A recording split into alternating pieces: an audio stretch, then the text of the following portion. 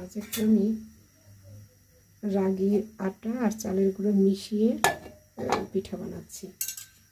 তো আমার উদ্দেশ্য আজকে পিঠা বানানো দেখানো না, এই যে আমি ব্যাটারটা বানিয়ে নিয়েছি, রাগি আটা আর চালের গুঁড়া সমান সমান দিয়ে দিয়েছি। আজ আমার যে ভিডিওটার উদ্দেশ্য হচ্ছে, গতকালকে যে টক দই বসানোর জন্য দুধটা আমি নর্মাল ফ্রিজে রেখেছিলাম, এখন 24 ঘন্টা পর এটা বের করে ঠিক আমি এই যে চুলার পাশটাতে এখানে রেখে দেবো। আমি একদম আপনাদের দেখাচ্ছি, এই যে চুলার পাশটাতে এখানে রেখে দিছি। এটা হয়তো বা গতকাল জমবে না, সরি আগামীকাল জমবে না, হয়তো বা 2 দিন পর এটা ঠিক সুন্দর একটা দই হয়ে যাবে। আর আমি একটু পিঠা ভাজছি, সেটাও শেয়ার করি।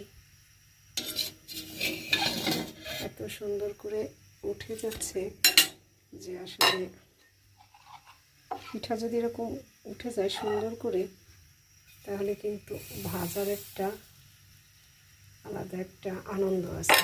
এই যে ঢাকনাটা আমি এরকম পানির মধ্যে রাখি, এটা দেখি